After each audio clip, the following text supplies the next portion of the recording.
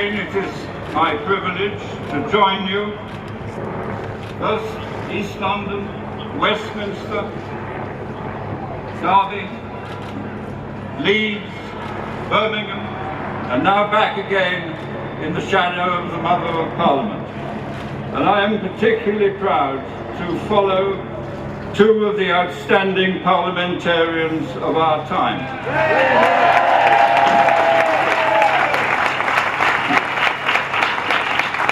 Now we believe that only the British people are entitled to take the most important decision of modern times. And this government is determined to stop us. They say that the decision was taken in 2016. There was a narrow majority that divided the country. It was achieved with a salesman's pitch of lies and distortions. Do you remember what they said? All that money for the health service, all those Turkish immigrants, trade deals falling into our laps. I tell you, in the commercial world, a salesman with such scant concern for the truth would finish behind bars. And I tell you that today's electorate would not buy that. So they've got a new argument: civil unrest. Those who put their faith in the referendum now threaten violence if the people are asked again. This is the language of the mob. And Europe in my lifetime has seen the price you pay to regain control once the mob takes over.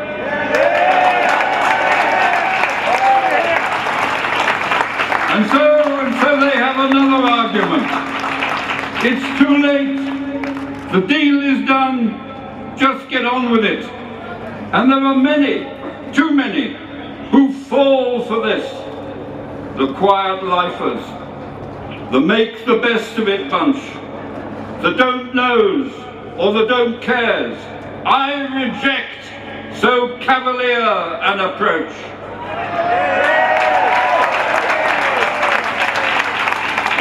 We are fighting for British influence in a fast-changing world.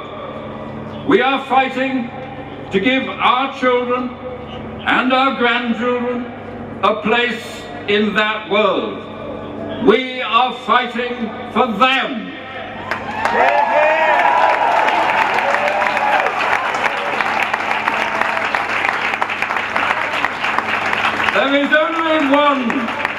There is only one argument that really drives the government in its opposition to a referendum. They think they will lose it.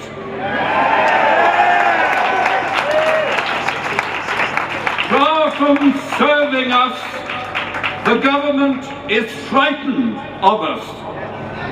And not only of us, they're frightened of Parliament. The strategy has remained crystal clear.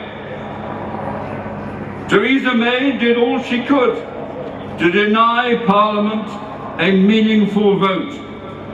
I know. I lost the Tory whip in the House of Lords. 3 weeks later, Parliament, on our behalf, won a game-changing victory. And that is why we are here. Boris Johnson followed the same approach, but he tried to sugar the pill. Brexit buried in a general election. The indigestible hard truth of Brexit sugared with offers more police, bigger defence, more hospitals.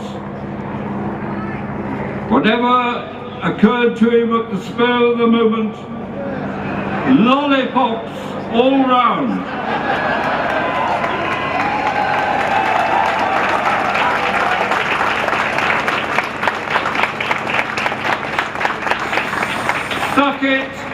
Suck it, but don't let them see it. But of course, Parliament did see it. So Parliament had to go. But Parliament would not go. The government had acted unlawfully.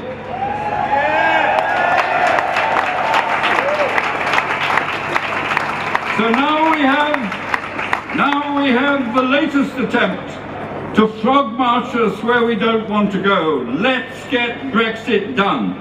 It is the greatest deceit of them all. Brexit is not a decision taken for a parliament or for the next decade. It is a creeping paralysis where yesterday's nostalgia distorts tomorrow's opportunities.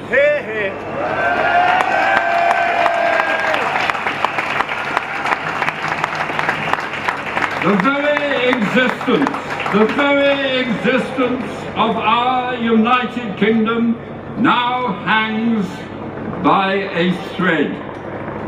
Brexit will not bring us together. It is the wedge that will drive us apart. Europe, our largest home market, will embroil us in years of detailed negotiations. Every decision will now be decided by unanimous votes of the remaining 27. Trade deals, they take so long because they can be hijacked by small groups in any one of those parliaments or even local authorities, leaving us at the mercy of every European pressure group. They call it taking back control. They dream of Donald Trump as some newly discovered benefactor, when it is clear that the only special relationship that he knows is America first.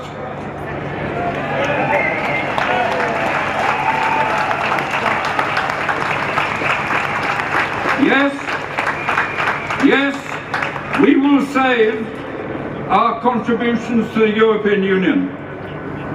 The price, our economy already smaller and poorer by amounts that dwarf any savings that we would make. Yes, we will be free to deregulate. But why do they never tell us what they want to deregulate?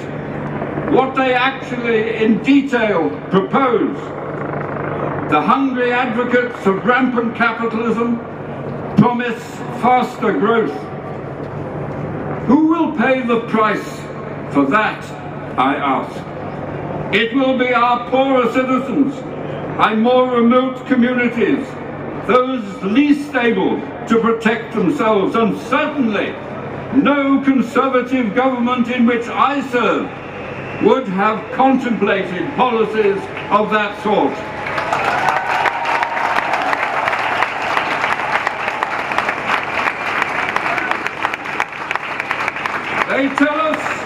They tell us of new trade deals opening up across the world markets. So why aren't we exploiting them already? Look at the way the Germans have already done it. Europe has not stopped them. Much of our exports come from foreign manufacturers who invested here to sell into Europe. They already have manufacturing capacity across the other growth markets of the world. Or worse, they are European companies like Airbus that will repatriate production back to Europe. They promise that our waters will be restored to British fishermen. Well, some of us remember the Cod Wars. But the difference is that then the Royal Navy had some 50 frigates and destroyers at their disposal. Today, they have about 20, and not all of those are at sea at any one time. Today, brave members of Parliament put the national interest first, and we have won another great victory.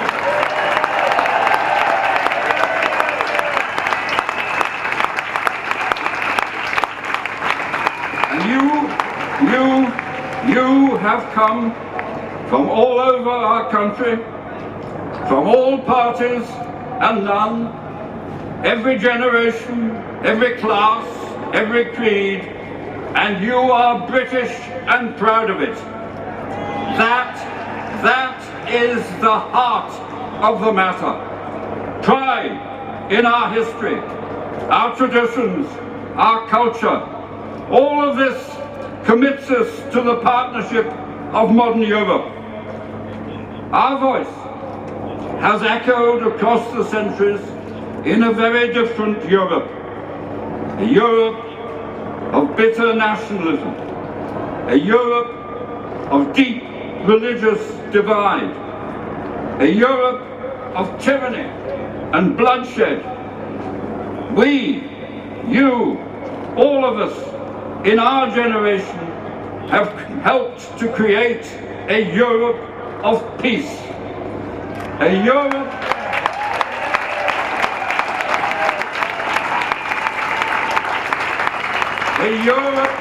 where national pride and loyalty can be pooled in a shrinking world to enhance the power and influence of us all.